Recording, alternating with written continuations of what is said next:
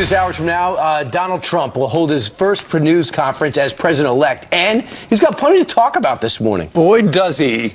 An explosive, unverified report claims Russia may have had their meat hooks in him for the last 5 years. Peter Ducey is live outside of Trump Tower with how Mr. Trump is firing back. Good morning to you, Peter.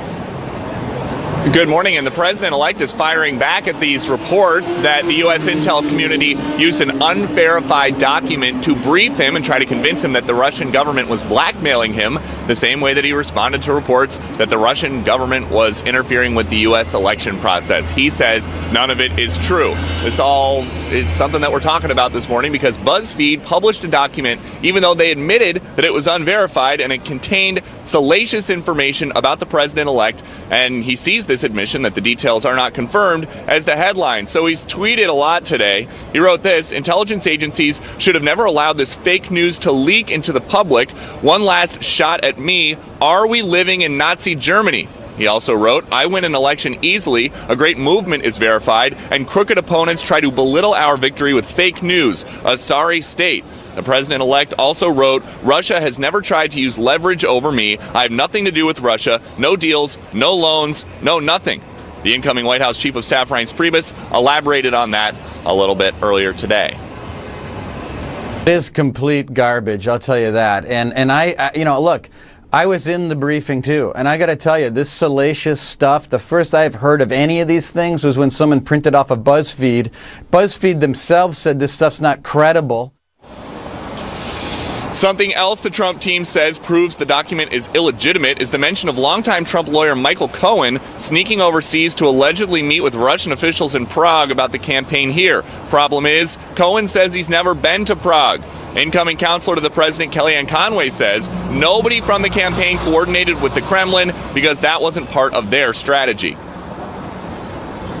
Nothing to do with why Hillary Clinton lost. Vladimir Putin didn't discourage her from competing more in Wisconsin and Michigan. Her campaign spent more money in Georgia and Arizona than they did in Michigan and Wisconsin.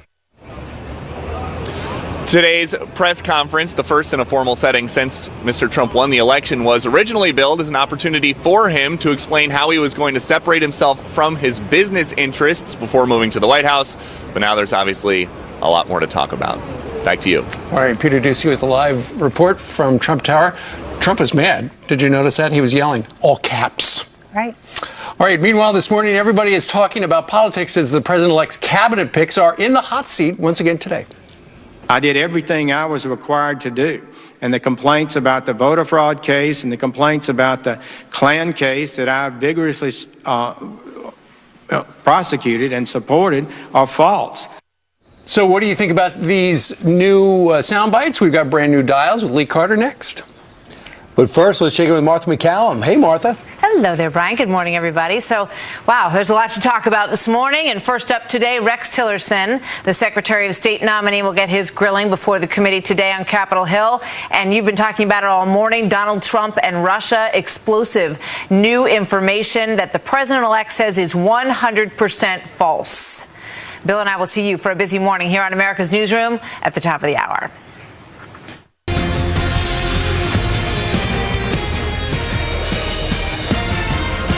All right, just 9 days before President-elect Donald Trump's inauguration, and it's a busy time in our nation's capital. But how is everybody outside the Beltway reacting to what's being said inside? Pollster Lee Carter is here with brand new dials. Good morning to you. Good morning. All right, yesterday it was all about Jeff Sessions, right? It sure was. And the run-up was that he was a racist, but he took that bull by the horns right in the beginning. Here's what he said. Watch the dials. I did everything I was required to do. And the complaints about the voter fraud case and the complaints about the Klan case that I vigorously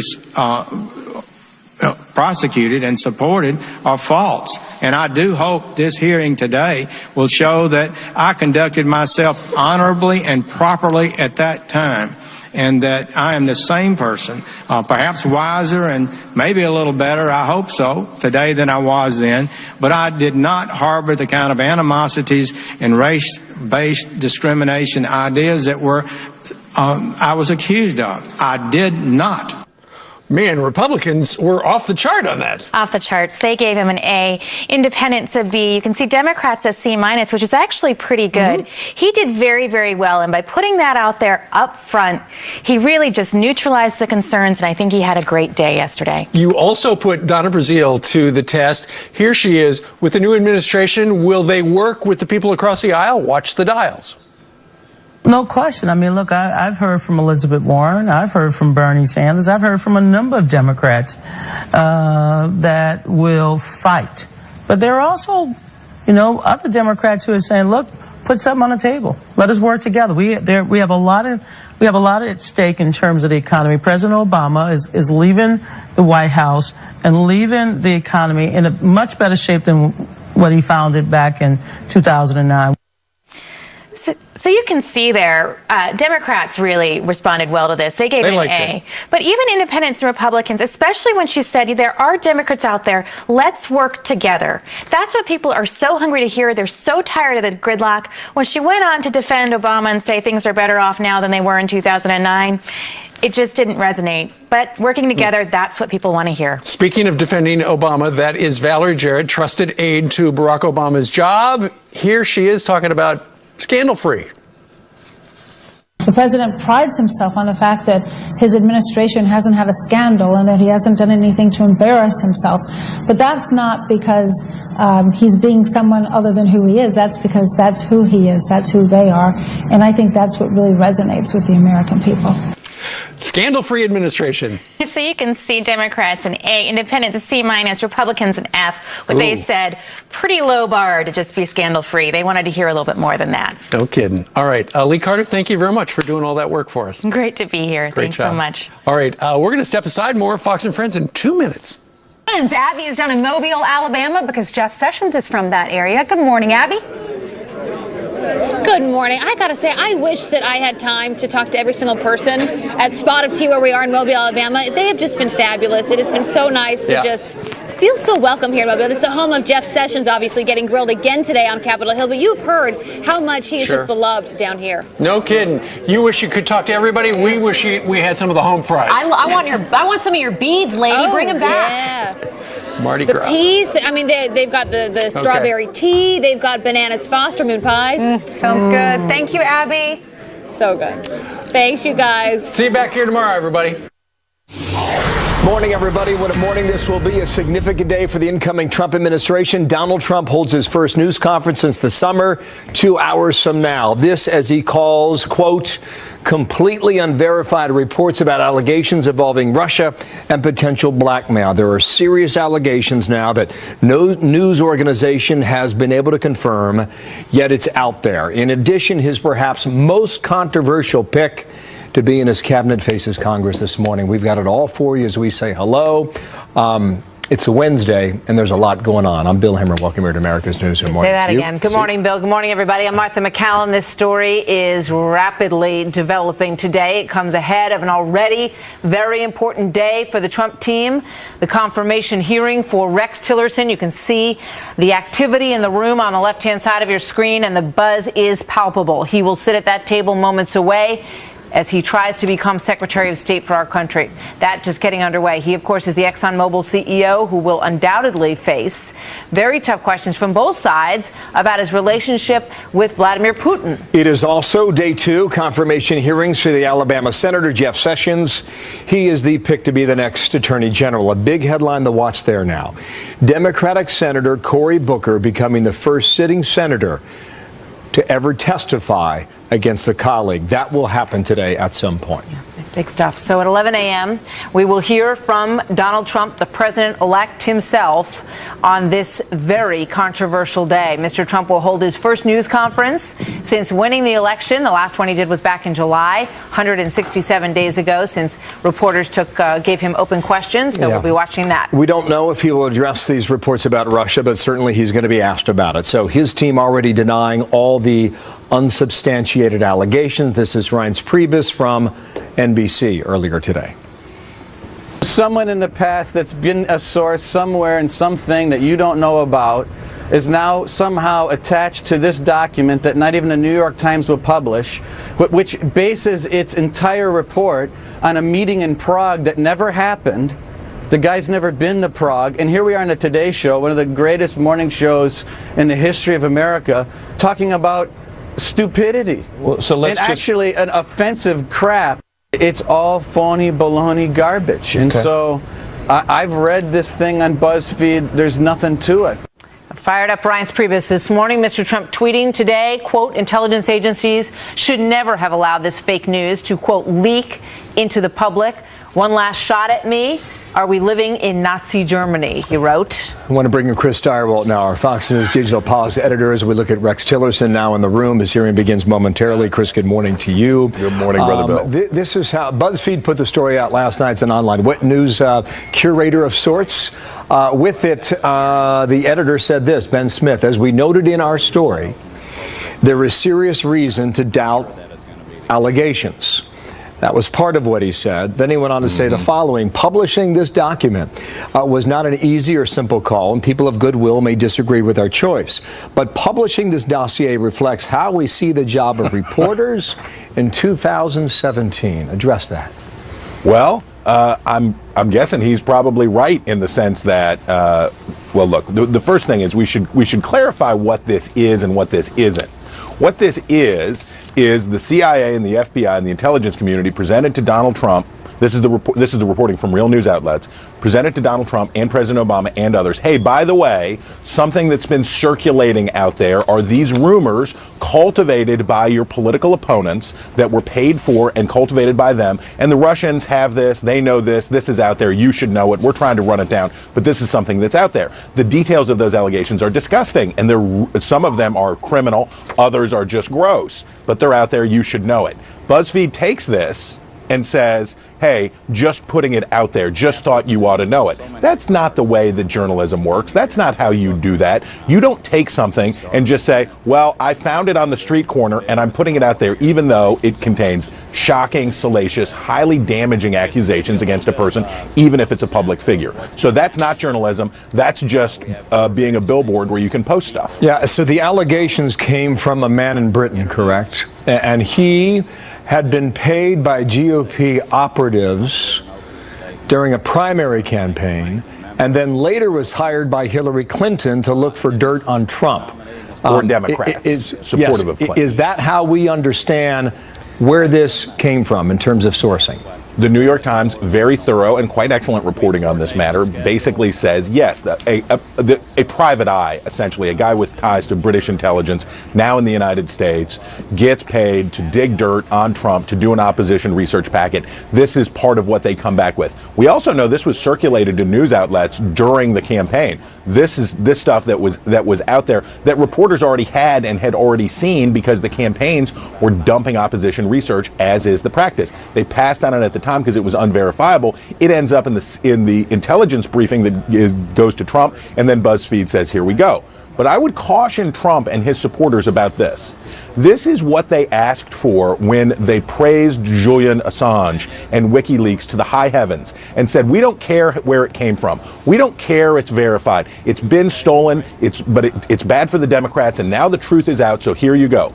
This is where we are over Niagara, where stolen stuff, shady stuff, leaked stuff that just gets posted, it just gets repeated. That's not doing your job as a news agency for BuzzFeed here. This is just sticking it up there and saying, who knows? Well, more to come on this. Chris, thank you for that. Rex Tillerson, age 64, is now in the room, former CEO of ExxonMobil out of the state of Texas. We'll hear from him in a minute. Chris, thank you. Martha has more. Senators Ted Cruz and John Cornyn by his side. Joining me now for more on this, we're going to sneak in a quick chat with John Bolton, former U.S. ambassador to the United Nations and senior fellow at the American Enterprise Institute and a Fox News contributor. What should people at home know about Tillerson, and what do you expect today, Ambassador? Well, I think this is obviously a critical hearing for the entire Trump cabinet. But I have to say, based on the Democrats' performance with Jeff Sessions yesterday, nominated to be Attorney General, I'm not at all sure this is going to be as contentious as people have thought. I was amazed yesterday to watch, really was an epic fail by the Democrats to go after somebody who had always been mentioned as one of their top targets. Now, Senator Sessions did a great job, to be sure. It continues today, but there's no evidence he's in any trouble at all. And the question is whether that failure on the side of the opposition occurs here today and at other hearings as well. Would you like to weigh in on this story that the Trump team says is 100% made up, and the fact that it has surfaced? Well, I would just echo what Chris Stirewalt said. When you live in the world where Julian Assange and people like him get to go into people's private files, whether they're on computer or elsewhere, steal them, and then print them, you're going to get more of this. And, you know, the Trump people have absolutely denied it. I think that's exactly the right thing to do from their perspective. And I think this is the notion that somehow the intelligence community glommed onto this is just going to raise more questions that Dan Coates and Mike Pompeo are going to have to deal with when they take over as Director of National Intelligence in the CIA. It's just inconceivable that the intelligence services or somebody allowed this to leak. That's President-elect says it's the intelligence services. Maybe it was the Obama White House. Whoever did it, I think, has committed a serious act of breach of confidence, if nothing else, and maybe something criminal. But it just means that it's going to be very hard for the incoming Trump administration to get a grip on an absolutely critical part of the government, namely the intelligence services. I mean, that's a story that is going to continue in terms of how this information got out there. John Bolton, thank you very much for being with us today. Thank you, Looking at this hearing, Martha, you're going to see a lot of familiar faces. Bob Corker, the Republican from Tennessee, is the chair of the committee. The ranking Democrat is Ben Cardin from Maryland. So we'll be seeing a lot of these faces. Also on that committee is Rand Paul and Marco Rubio and Ted Cruz. Rex Tillerson, I mentioned, is 64 years old. He's a lifelong Boy Scout, an Eagle Scout in his youth, eventually became president of that national organization. Once supported Jeb Bush and even contributed to his campaign, and now he is working on behalf of the president-elect in the incoming administration. Marsha Blackburn is with me now. Just want to, while we go through some of these opening statements, and before we get to Tillerson, just want to bring in a little more reaction from you now, and good morning to you there on the Hill. Rex Tillerson has done a lot of work in Russia, and some primarily Democrats have questioned his relationship with Vladimir Putin. He has also done work all over the world as chairman of ExxonMobil, at one point the highest market cap company of value in the entire world. I've seen his prepared remarks on Russia, and he is ready to say that the Obama administration left a vacuum of power in parts like Eastern Russia, NATO, etc., and it was up to Vladimir Putin to fill that vacuum as opposed to the United States, and will make the case that American relationships with our countries previously that have now been torn should be reestablished. What is your view on how Tillerson makes that argument today? I think what you're going to see from Tillerson is a man who understands fully the impact of leadership, the presence of leadership, and the absence of leadership. And when it is absent, someone will fill the void. And I think you will see that pointed out. Rex Tillerson is a man who has lived the American dream. He's a kid from Wichita Falls, Texas. He goes to University of Texas. He gets a civil engineering degree and lands a job that he's very excited about with ExxonMobil. And then he moves through the ranks there. He brings a world view of let's do something good for the country. He has that Boy Scout mentality of be prepared, get in there, do the job, and deliver. And he understands that. And I think you will see him translate those leadership skills that he has developed through scouting, through his career at ExxonMobil, and lay out how he will apply those to being a great Secretary of State for the United States. When you move from the private sector, even given his vast experience, to government like the State Department that's been entrenched in the way that Washington does its business, is he going to find that an easy job, or one met with incredible frustration?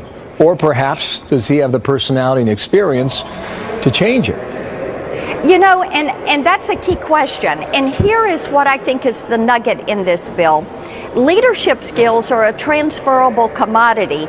You establish those leadership skills in one area of your life, and then you move them over to another area of your life, and that is what you see him doing. He has honed those skills in the private sector and in the not-for-profit sector as he has led Boy Scouts.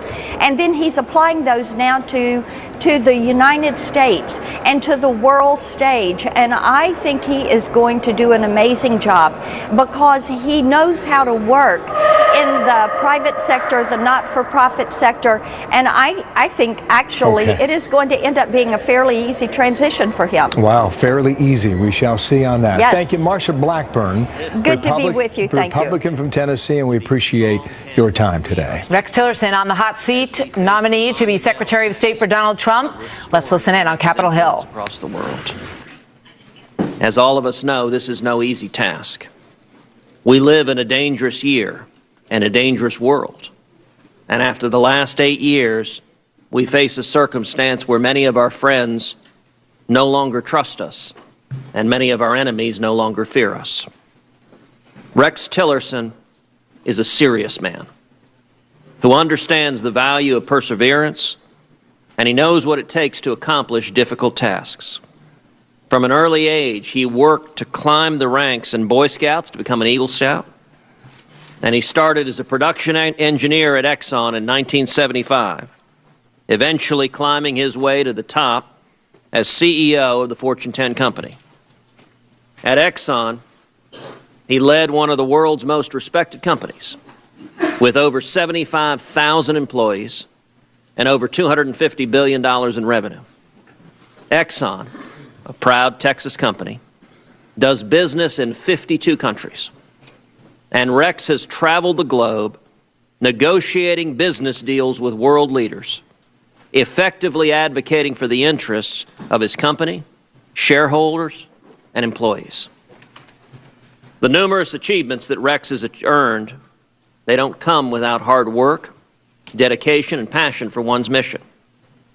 This is the work ethic and spirit that America needs in its Secretary of State. That is the attitude that gives me confidence in the opportunity that Rex has to chart a different, better, and stronger course for our national security and diplomacy. We need a Secretary of State who understands that America is exceptional, who will establish policies upon that foundation of exceptionalism, and who will put America's interest first. Repeatedly, the current administration has used the United Nations to try to circumvent the will of Congress and the American people. I look forward to a President and Secretary of State who will instead vigorously defend U.S. sovereignty. I believe that Rex has an incredible opportunity to defend the foreign policy principles upon which President-elect Trump campaigned, to strengthen our friendship and alliances, and to defeat our enemies. And I look forward to all of us working with him in the years ahead as we restore American leadership across the globe. Thank you. Thank you also for those concise comments. Much appreciated. Thank you both for being here. And if should you need to leave to go to other hearings, please feel free to do so. Senator Nunn, sir. You need to turn your mic on, sir. You get out of practice leaving here for a few years. I thank you, Chairman Corker and Senator Cardin and my friend for a long time, Johnny Isakson, Senator Isakson, members of the committee. I just wish I'd thought of this clock a long time ago. It would have saved an awful lot of agony for our committee. So I'm going to try to cut my statement as short as possible and ask the whole statement be put into the record. Without objection, thank you. Mr. Chairman, Rex Tillerson's resume is well known, so let me just tackle 2 points that I know have been raised with the committee as well as with the Senate. First, Rex Tillerson's knowledge of and experience in Russia.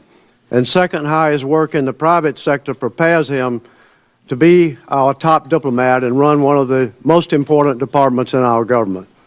With respect to Russia, certain facts are clear. Russia's recent flagrant actions indicate that its national interests sharply differ from America's national interests in important places, most acutely in Ukraine, in Europe, and in Syria. Russia's values differ from America's values, and particularly in our form of government, our commitment to personal freedom, human rights, and the rule of law.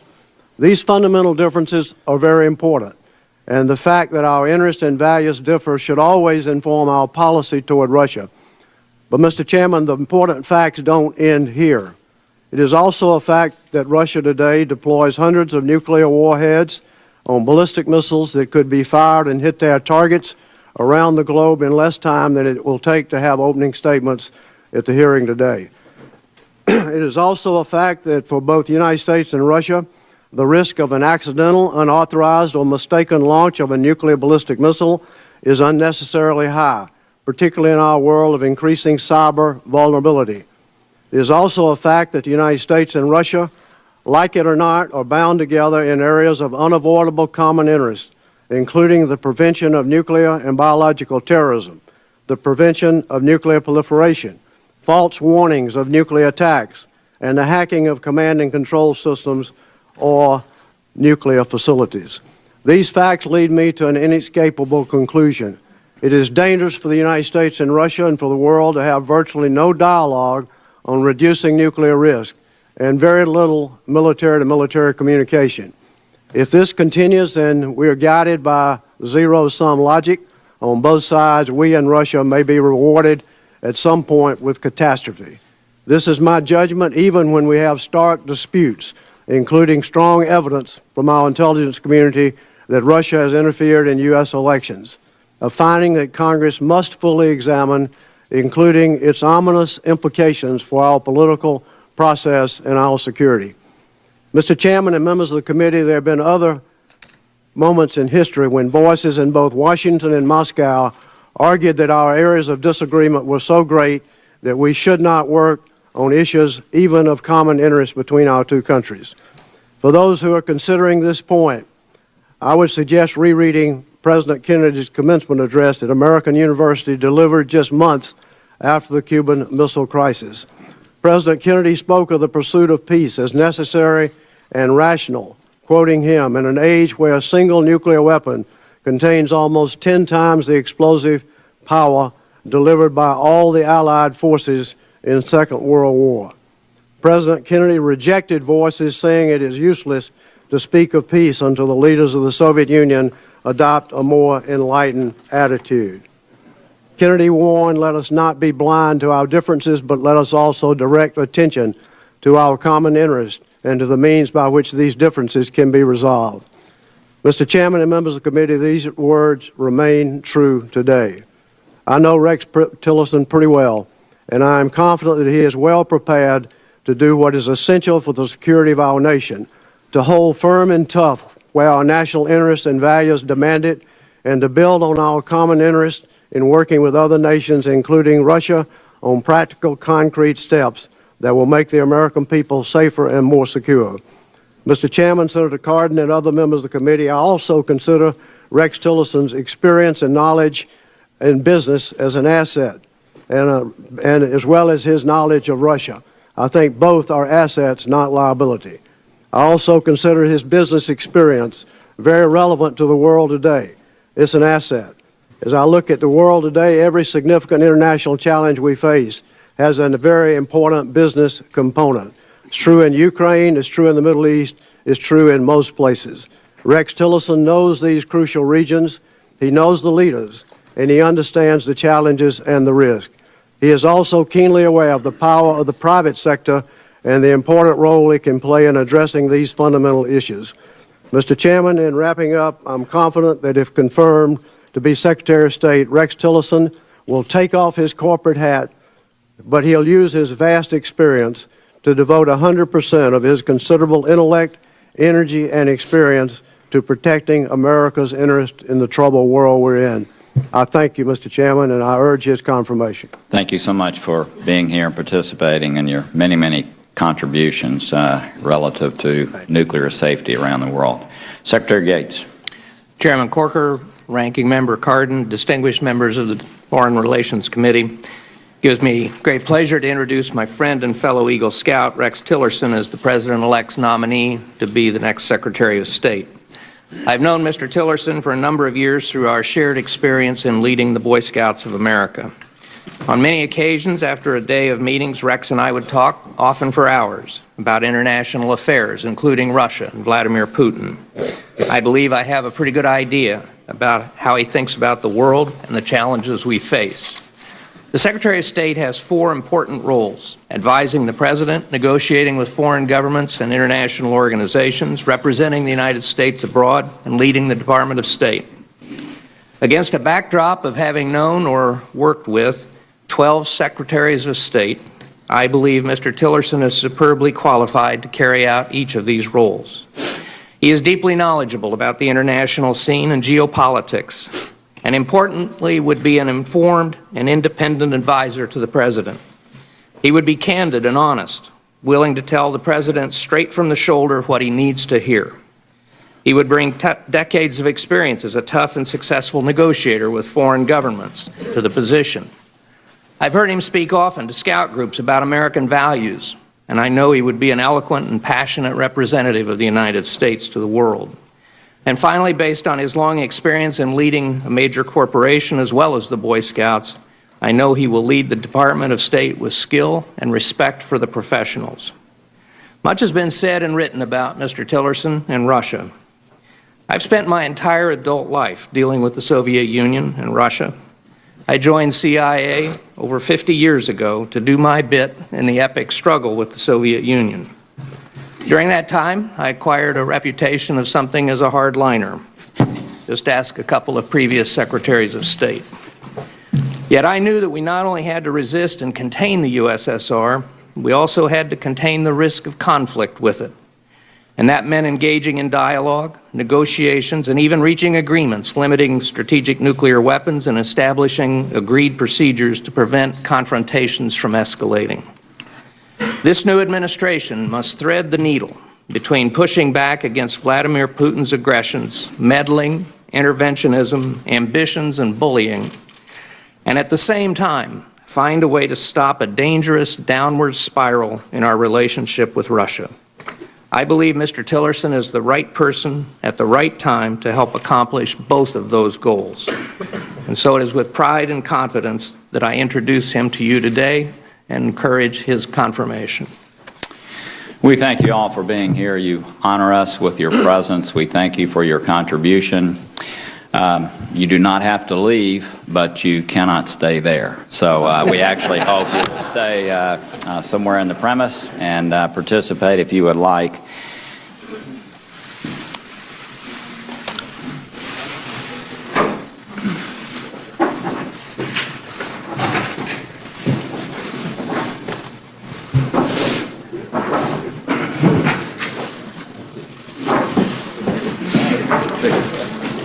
You don't have to go home, but you can't stay here, is that right?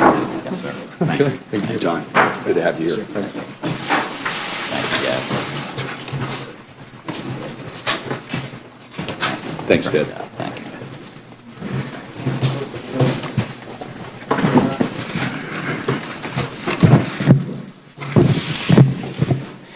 We have some new members to the committee today, and I was thinking prior to this hearing that 10 years ago, I came on this committee as a new senator. Many ways to broaden my ability to serve our nation and to serve our state, having been mostly a business person.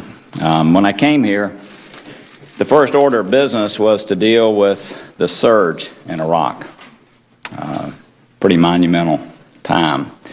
We had an under-resourced effort that was taking place in Iraq, and at a time when really in many ways the United States had unleashed forces in the region that had not been seen, not unlike taking in some ways a big stick and hitting a hornet's nest and changing dramatically the dynamic in the region. And so we had the choice of whether we surge and try to be successful at what we began or take another course.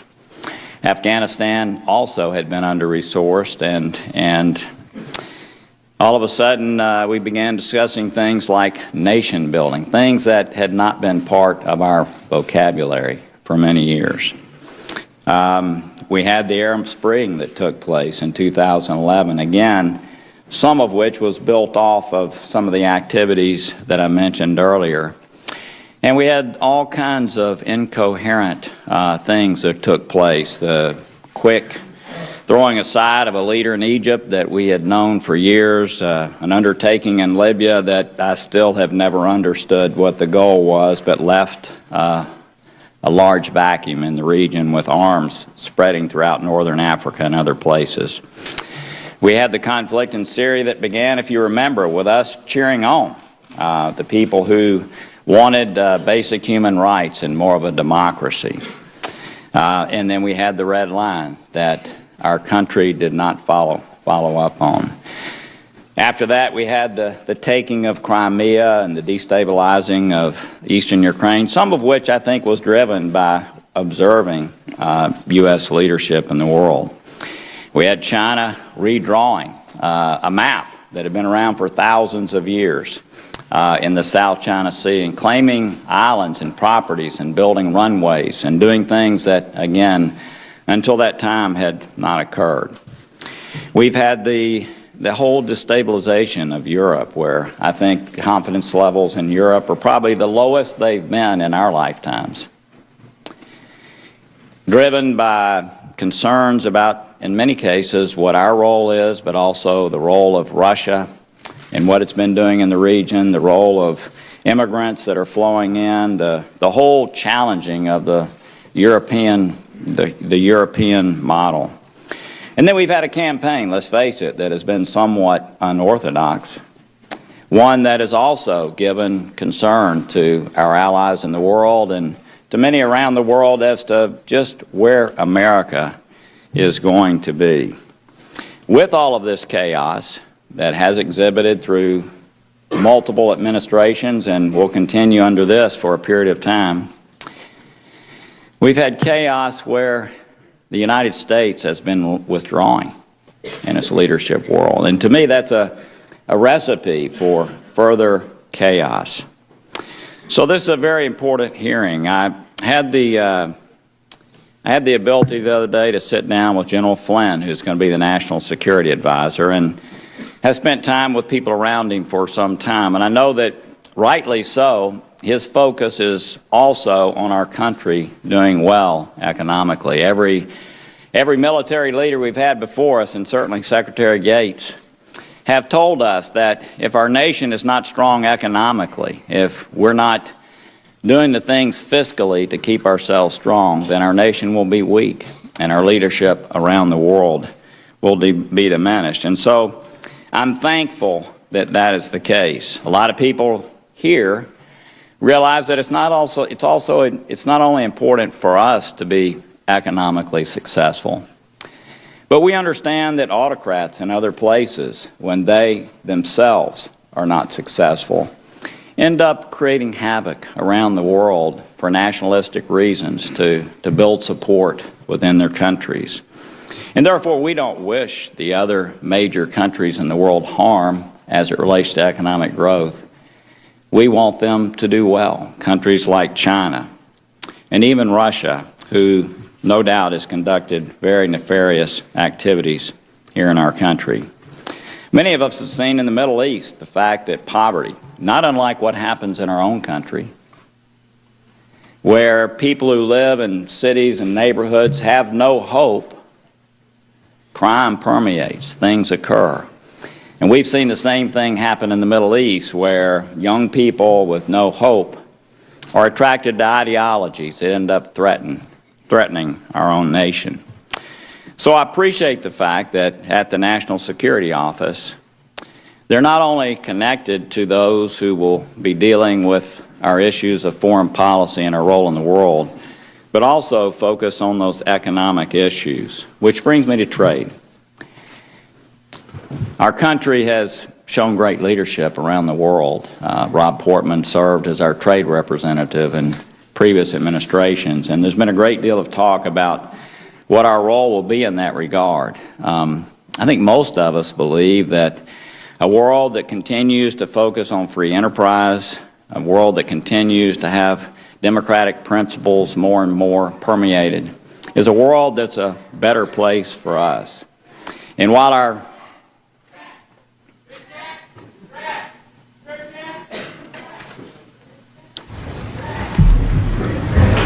While we should also always focus on trade as it relates to improving the standard of living of Americans, an ancillary benefit is that people within those countries begin to adopt the values that we hold so dear here in our country. One of the things that many of us on the committee and so many in the audience have been able to do is also to see the importance of American values around the world. It's an amazing thing to be in Afghanistan, for instance, and to see women at 4:30 in the morning, who, by the way, do all of the hard work in Afghanistan, up and ready to vote in the first election that they've voted in. Or to see young girls going to schools that they never had the opportunity to go to be in refugee camps where truly every eye is on the American that's there with hope. To be in Venezuela and to see families whose loved ones are in prison for political reasons and looking to us to change that. To be in villages in Africa where for the first time, because of American ingenuity, 600 million people without power now have hope with very little in the way of U.S. resources, but our leadership in setting a vision and working with others. The elimination almost of HIV, the dealing with malaria, the dealing with other diseases like Ebola. Many of us, all of us, I think, have been in situations where young people just want to touch us. They just want to see us. They want to hug Americans because they, like the people who founded our country, believe in the American ideal. It's not just a country, but it's their hope. It's their vision of what their life might be with American leadership. I believe the world's at its best when America leads. And I think most people at this dais believe the same thing. And we understand the importance of diplomacy, and that all of us know with the 1% of the U.S. budget that we spend on efforts like Mr. Tillerson may lead, with that 1%, if we're successful, the likelihood of the men and women that we cherish so much in our military are much less likely to be in harm's way. Which brings me to you. This is a person, Mr. Tillerson, who, by the way, had never met Mr. Trump, as I understand, until a few weeks ago, a month ago. I believe, like Senator Cornyn said, that it's very, very possible that you are, in fact, an inspired choice.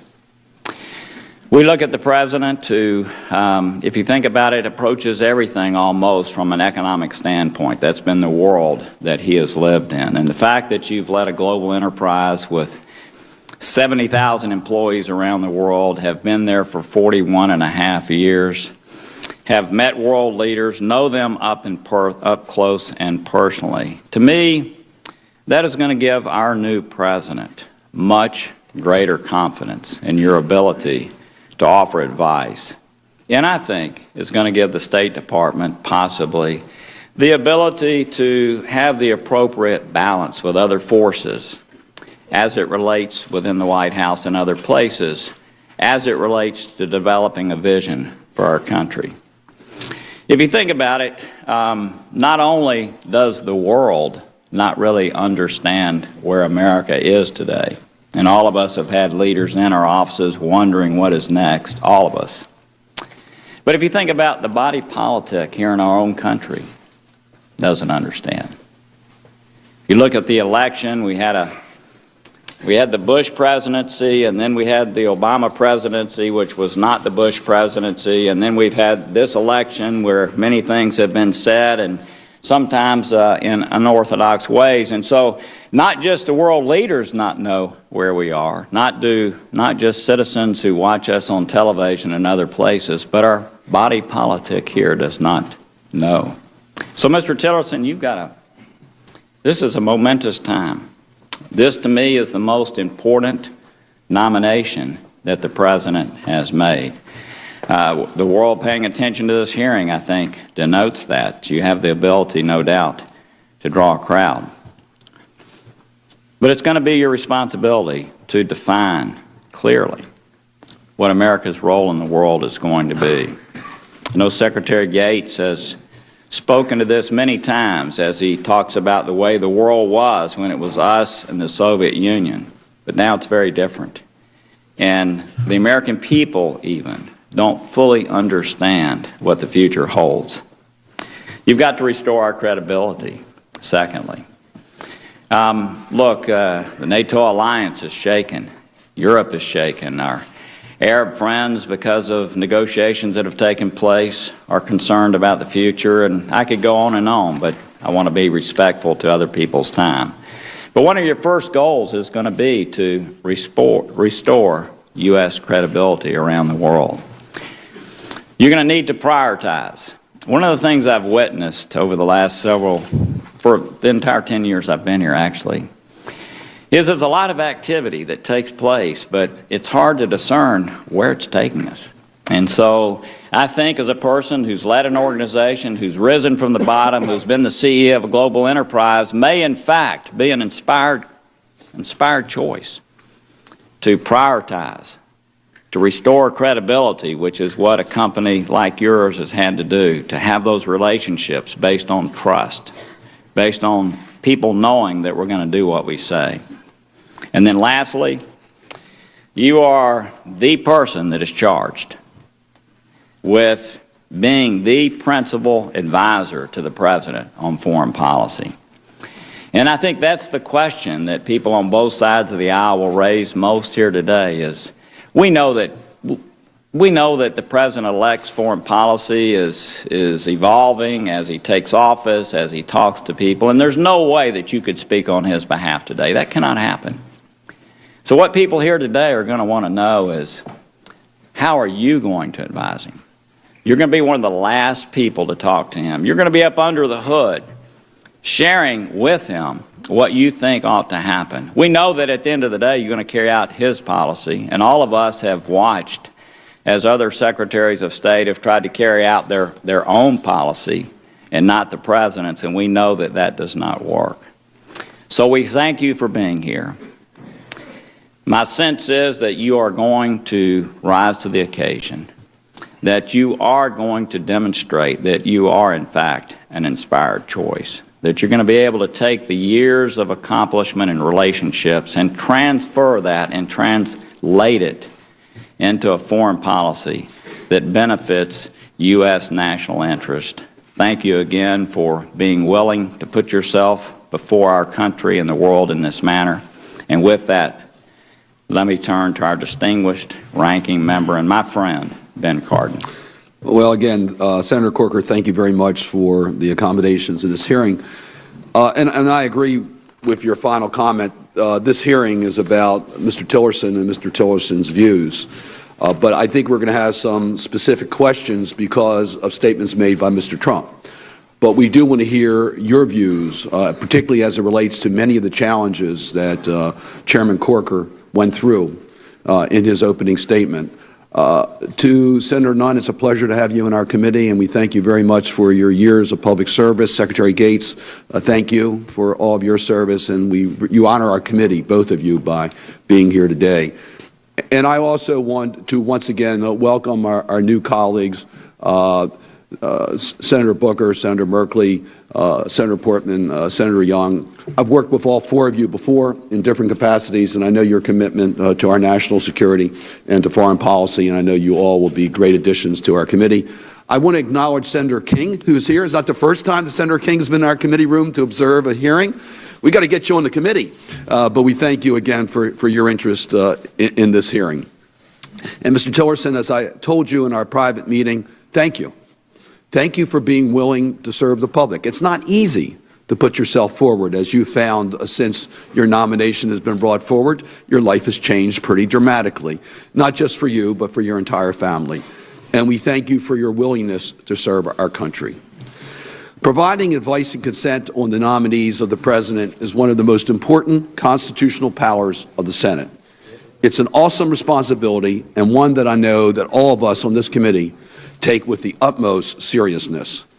Mr. Tillerson, there is no question about your impressive record in the business world, rising through the ranks and then running Exxon, one of the largest multinational operations in the world. Yet, I would offer having a view from the C-suite at Exxon is not at all the same as a view from the 7th floor of the Department of State. And those who suggest that anyone who can run a successful business can, of course, run a government agency do a profound disservice to both. Serving the narrow market-driven interest of Exxon shareholders is not the same as serving the national interest of all the American people. Effective corporate governance and management does not always lend itself to government decision-making, where bureaucracies and representative institutions such as Congress serve a different political and social purposes than maximizing profits. I therefore want to get a sense of how you envision pivoting from the mindset of an oil man focused on profits to that of a statesman focused on promoting American interest and values around the world. And as you know, Congress, as a separate and co-equal branch of government, has an important role to play in assuring that the values that have animated our nation since its founding continue to flourish. So first, I want to share with you, as I did in our private meeting, my vision of the United States foreign policy and the role of the Secretary of State in carrying out that policy. I approach this hearing and discussion today with a clear set of expectations of the next administration. I believe strongly in a world where America works with its allies and partners, a world that is governed by laws and institutions consistent with the liberal international order, and one where we champion our values both at home and abroad. Indeed, I think it's worth spending a few minutes this morning on the questions of human rights, democracy, good governance, anti-corruption, and civil society support. It is worth doing so both because of the critical importance of these issues for America's role in the world, and our values are our interests, not a separate set of considerations, but also because of the nature of Exxon and your work there. Mr. Tillerson leaves some troubling questions about how you view these issues and how you, as Secretary of State, intend to approach them. As you may know, over the course of my tenure in the House and Senate, I've championed the cause of human rights and the importance of democratic process and good governance. So when I see violations of the sovereignty by China in the South China Sea, I speak out. When I see gross human rights violations in Ethiopia, I speak out. When I see massive corruptions in countries with extreme poverty, like Equatorial Guinea, I speak out. And when I see severe erosion of democratic institutions in Venezuela, I speak out. Indeed, events over the past year serve as a stark reminder that democracy will not defend itself.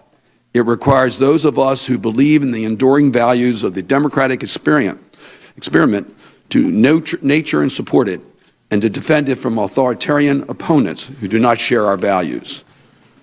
Perhaps the most egregious events we've seen recently has been what has happened by President Putin of Russia. Having effectively killed the nation's nuanced democracy, has led efforts across Europe and the former Soviet Union to erode support for democratic institutions and calls into question well-established rules of the road. Moscow directs efforts to undermine democracy through propaganda, false news, cyber attacks, and funding for populist political parties abroad. So perhaps it should come as no surprise that these nefarious activities have reached our shores, but it's stunning nonetheless. Last week, the intelligence community found that Mr. Putin did indeed direct efforts to interfere in our elections. That's their conclusion. They found that the Kremlin attacked Hillary Clinton and directed resources to that end. I'm not saying that Russia's efforts were decisive in our election outcome. That's not the point. The point is that we, the United States, were victims of cyber attack of our democratic process. Recent news accounts indicate Russia may well have information about Mr. Trump, and they could use that to compromise our presidency. It cannot be business as usual. That is why I was proud to introduce a bipartisan bill yesterday, with Senator McCain and several members of this committee, including Senator Menendez, Shaheen, Rubio, and Portman, along with Senator Graham, Klobuchar, Sass, and Durbin, which will impose enhanced sanctions on Russia for its interference in our election and its ongoing aggression in Ukraine and Syria. We need to stand up to this bully in Moscow and increase the cost for his behavior. So I was disappointed that in your prepared opening remarks submitted to the committee yesterday, there was no mention about the direct confirmed cyber attack by Russia on America. But you did find time to say it was the absence of American leadership that this door was left open and unintended signals were sent. So I want to know exactly what additional actions the United States should have taken against Russia, in your view. Do you, for example, support additional sanctions against Russia, demonstrating America's leadership like what my colleagues and I introduced yesterday? Mr. Tillerson, I'm sure you can understand why I and many of my colleagues have deep concerns about your relationship with Mr. Putin. And this is not simply a question of what you saw when you gazed into his eyes. You don't strike me as someone likely to be naive. But also about how Exxon conducted itself in supporting directly and indirectly funding for the tools that Putin has used to crush democracy and dissent at home and to sow division abroad. While I do not suggest it was your intent, it's frankly not too great of a distance from Exxon's business partnerships to Putin's Kremlin-controlled slush funds essential for his disinformation campaign around the world. You will be representing a president who may blatantly ignore the consensus of 17 independent intelligence agencies who have said that the Russians interfered with our election in an unprecedented way. The same president to whom you will report has also made it clear that he may ignore Putin's invasion of Ukraine, his illegal annexation of Crimea, his interference in Syria, where Russian forces partnered with Iran, Hezbollah, and Shia militia to shift battlefield momentum towards a dictator guilty of war crimes. Russia itself is culpable of war crimes for its backing of Bashar al-Assad, who has starved, barrel-bombed, and tortured the Syrian people into submission. And yet, President-elect Trump may take quick steps to make Putin a close ally of the United States of America. So there's serious discussion to be had here today about Russia and the President-elect's plans for Putin, and we need to know and understand your views, as the chairman has said, on these critical issues of national security. In addition, if we take seriously that your tenure and experience at Exxon serves as qualifications for Secretary of State, then there's likewise a serious discussion this committee needs to have about the potential for conflicts of interest that arise from your long corporate tenure. For far too long, in my estimation, U.S. foreign policy has treated core governance issues as secondary considerations. If you become our nation's top diplomat, I want to know if governance issues will become a primary consideration. I've always worked to treat governance issues as one of the most important aspects of our foreign policy. I have been centrally involved in several legislative efforts over the years to bring transparency to extractive industries, to foster high standards on corrupt practices, and to use all the tools at our disposal when it comes to supporting human rights and civil societies. So I'm troubled that on many of these issues, Exxon, under your leadership, appears to have been pushing in the opposite direction. Mr. Tillerson, we have much to discuss. If confirmed, you will be assuming your new job at a consequential time. Indeed, I believe the United States today stands at a turning point in history. National power, economic, military, diplomatic, is being redefined and redistributed across the globe. International institutions, international financial and economic orders are under distress. Climate change is causing irreparable harm and creating and leading to greater instability. In many parts of the world, there's a view that American power, determination, and maybe more importantly, our support for American values is uncertain, and clearly candidate Trump added to that uncertainty. We have global challenges. The Middle East is undergoing a period of unprecedented violence and instability. Iran is committed to confrontations with the United States and its allies, fomenting terrorism to challenge regional order. There are no less than 3 civil wars in this part of the world. U.S. leadership is required to not only support movement towards negotiated political settlements. 6 years after the hope of Arab Spring, the region has entered into a long winter in which many governments are backsliding in inclusive politics space for civil society and open economies. The fractured Middle East underscores my fundamental belief that the United States cannot pursue a hard-nosed security agenda or economic ties without prioritizing values such as political inclusion, human rights, and free, active media and civil society. Without these elements, instability will persist, with serious implications for countering violent extremism and stemming the flow of refugees heading for Europe's shore. I also need to stress that our important partner in this part of the world, Israel, needs more than tweets about how great our relationship is going to be. I hope we will hear from you today concrete visions with specific proposals for the way forward in strengthening that strategic partnership. And despite the challenges, encouraging opportunities exist for our country. President Obama leaves the next administration as an inheritance: strengthened relationships with historic allies in Europe and Asia, a re-energized partnership with India, and growing economic relations with countries across sub-Saharan Africa that provide promising platforms to advance U.S. security and economic interests. I recognize that what I outlined here may not be in line with President-elect Trump's vision of the world, but I believe that core values like standing up against violations of international law, against war crimes, against human rights violations, against corruption, and speaking up for democracy and freedom of speech must be at the forefront of Americans' foreign policy agenda. Finally, I want to note that if confirmed, you will be taking over as leader of one of the most skilled and able workforces of any organization on the planet. Our foreign affairs and development professionals are truly among the most able and dedicated of our public servants on the front lines safeguarding our national security. And as ranking member of this committee, I have benefited greatly from their insight and counsel over the years. I hope and trust and encourage you will take full advantage of the dedicated public servants of the Department of State and USAID should you be confirmed. They are deeply committed to protecting and extending our nation's values and interests. I am certain that you and our nation will benefit greatly from a full and robust partnership between your office and the department you have been nominated to lead. Mr. Chairman, I look forward to hearing from our witness, and I look forward to questionings. Mr. Tillerson, thank you for being here.